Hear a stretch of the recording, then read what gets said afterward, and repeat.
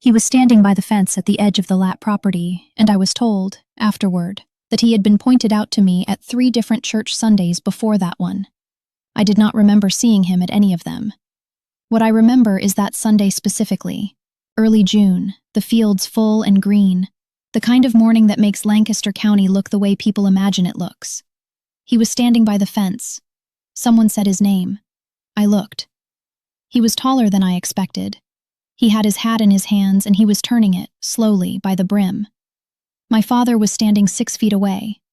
I was 16 years old. My name is Ruth. This is Out from Plain.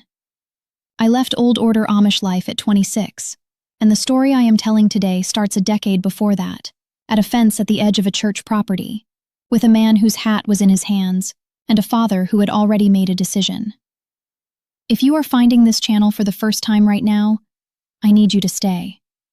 Subscribe before you do anything else. This is the kind of story that does not get told in the places where it happens, and the only reason I can tell it here is because of the people who show up every week and make this channel real. Hit the button, turn on the notifications, and tell me in the comments, how old were you when someone else made a decision about your future? Leave it below. I read every answer. In old order Amish life, formal courtship begins after baptism, after church membership, typically in the late teens. The young man comes calling, in the specific and supervised way of old order courtship, and the progression toward marriage is a visible and community-sanctioned process. But before formal courtship, there is something more informal, a noticing, a family awareness of who is available and who might be suitable. Fathers talk, mothers observe. The community has opinions that circulate in the particular way that community opinions circulate, not as explicit matchmaking, more as a current that moves certain people toward certain arrangements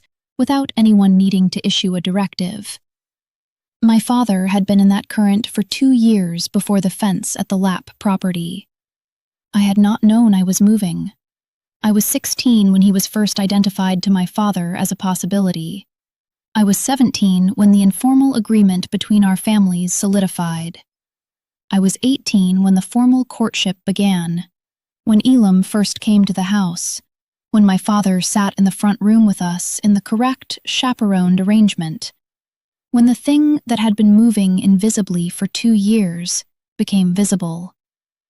By 18, I had not spoken to Elam alone, not once. The first private conversation I had with the man I married happened 3 weeks before our wedding, when we were permitted a brief, supervised walk while a family member watched from a distance. He was polite. He was steady. He asked me 2 questions about the garden and 1 about my youngest sister. I answered. I tried to find something to ask him. I could not find the question.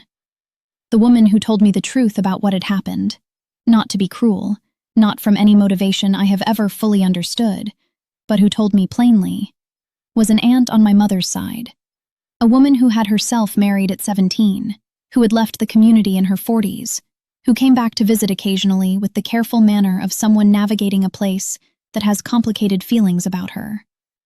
She sat with me in the weeks before my wedding and she said, directly, without preamble, Ruth, I want to ask you something, and I want you to answer me honestly. I said, yes. She said, do you know this man? I said, we have spoken. She said, that is not what I asked. I looked at my hands. She said, I am not telling you not to marry him.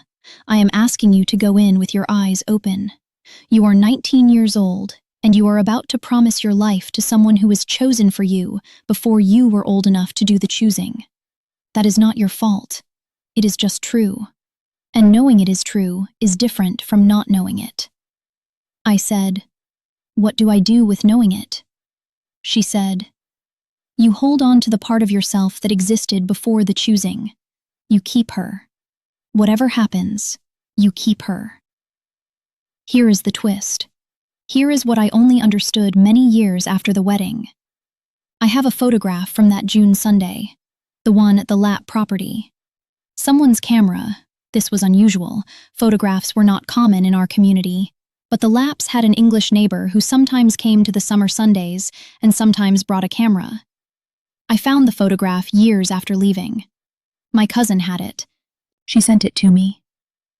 In the photograph, I am standing with my mother and two sisters. Elam is visible in the background, by the fence, hat in his hands, exactly as I remembered him. My father is between us.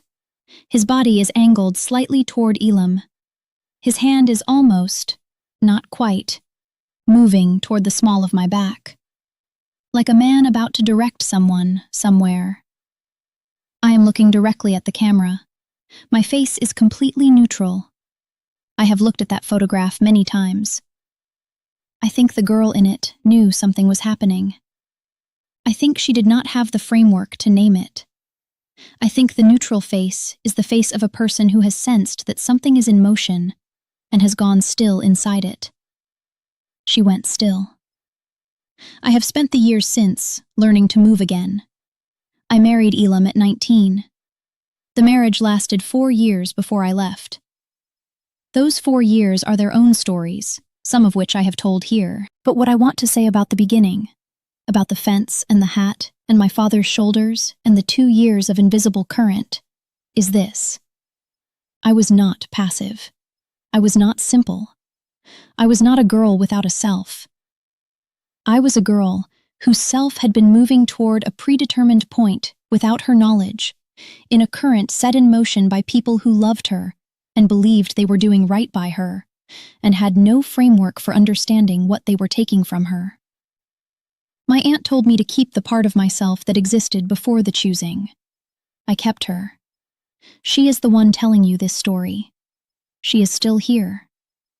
She turned out to be hard to get rid of. Thank you for being here. Leave me something in the comments. Tell me how old you were when someone else decided your direction.